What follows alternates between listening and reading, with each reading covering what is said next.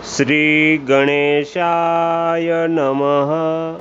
નમસ્કાર શ્રોતા મિત્રો, સ્વાગત છે તમારું ફરી એકવાર આપની ભક્તિ ચેનલ ખીમજી કાચરિયામાં. શિવપુરાણ સાંભળતા સર્વ ભક્તજનોના હૃદયમાં બિરાજમાન પરમાત્માને મારા પ્રણામ. શિવપુરાણના અત્યાર સુધીમાં આપણે 127 ભાગ સાંભળ્યા છે. આજે આપણે 128મો ભાગ સાંભળીશું. બ્રહ્માજી કહે છે, હે નારદ, એ સર્વની એ વાત સાંભળીને મહેશ્વર પ્રસન્ન થઈ ગયા. એ કરુણા સાગર પ્રભુએ તત્કાળ જ રતિ પર કૃપા કરી ભગવાન શૂલપાણીની અમૃતમય દ્રષ્ટિ પડતાની સાથે જ પહેલાં જેવું રૂપ, વેશ અને ચિહ્નથી યુક્ત અદ્ભુત મૂર્તિધારી સુંદર કામદેવે ભસ્મથી પ્રગટ થઈ ગયા. પોતાના પતિને એવા જ રૂપ, આકૃતિ, મદમુસ્કાન અને ધનુષ્ય બાણથી યુક્ત જોઈને રતિએ મહેશ્વરને પ્રણામ કર્યા. તે કૃતાર્થ થઈ ગઈ. એણે પ્રાણનાથની પ્રાપ્તિ કરાવનારા ભગવાન શિવનું પોતાના જીવત પતિની સાથે હાથ જોડીને વારંવાર સ્તવન કર્યું. પત્ની સહિત કામની કરેલી સ્તુતિ સાંભળીને દયાદ્ર હૃદય ભગવાન શંકર અત્યંત પ્રસન્ન થયા અને આ પ્રકારે કહે છે, હે મનોભવ, પત્ની સહિત તમે જે સ્તુતિ કરી છે એનાથી હું બહુ પ્રસન્ન છું.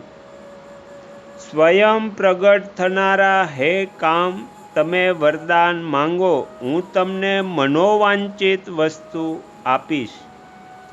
શંભુનું આ વચન સાંભળીને કામદેવ મહાન આનંદમાં નિમગ્ન થઈ ગયા અને હાથ જોડીને મસ્તક નમાવી ગદગદ વાણીમાં કહે છે, હે દેવદેવ મહાદેવ, કરુણા સાગર, હે પ્રભુ, જો આપ મારા ઉપર પ્રસન્ન થયા હોય તો મારા માટે આનંદદાયક થાઓ.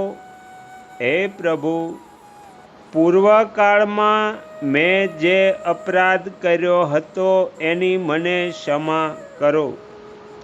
સ્વજનો પ્રતિ પરમ પ્રેમ અને આપના ચરણોમાં ભક્તિ આપો.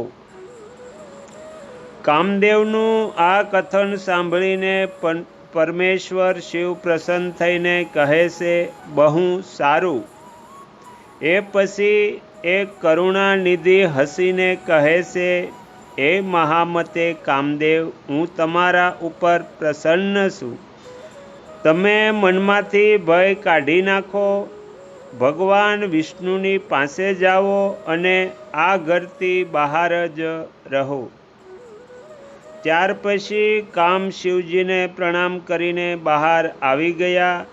વિષ્ણુ વગેરે દેવતાઓએ એને આશીર્વાદ આપ્યા. એ પછી ભગવાન શંકરે એ વાસભવનમાં પાર્વતીને ડાબી બાજુ બેસાડીને મિષ્ટાન ભોજન કરાવ્યું અને પાર્વતીએ પણ પ્રસન્નતાપૂર્વક એમનું મુખ મીઠું કરાવ્યું.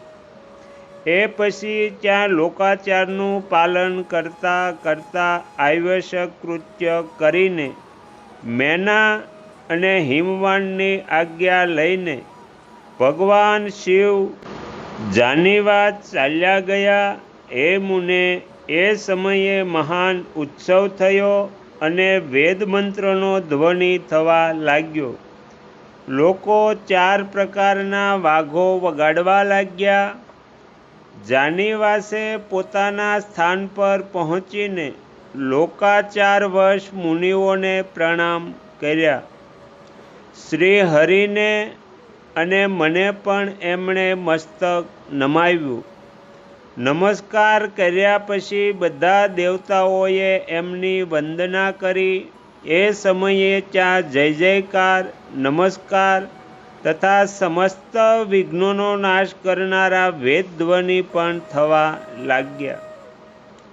એ પછી મેં ભગવાન વિષ્ણુએ તથા ઇન્દ્ર, ઋષિ અને સિદ્ધો વગેરેએ પણ શંકરની સ્તુતિ કરી. ગિરિજા નાયક મહેશ્વરની સ્તુતિ કરીને એ વિષ્ણુ આદિ દેવતા પ્રસન્નતાપૂર્વક એમની યથોચિત સેવામાં લાગી ગયા.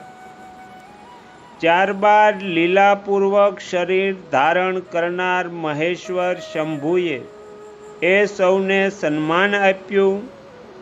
પછી એ મહેશ્વરની આજ્ઞા મેળવીને વિષ્ણુ આદિ દેવતાઓ અત્યંત પ્રસન્ન થઈ પોતપોતાના વિશ્રામ સ્થાને ગયા.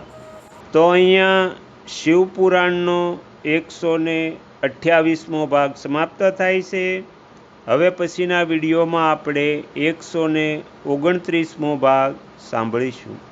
તમે તમારો કિંમતી સમય આપી એકાગ્ર ચિત્તે પ્રસન્નતાપૂર્વક શિવપુરાણ સાંભળ્યું એ બદલ હું આપ સૌનો ખૂબ ખૂબ આભાર વ્યક્ત કરું છું અને આશા પણ રાખું છું કે તમને સાંભળવું ગમ્યું હશે.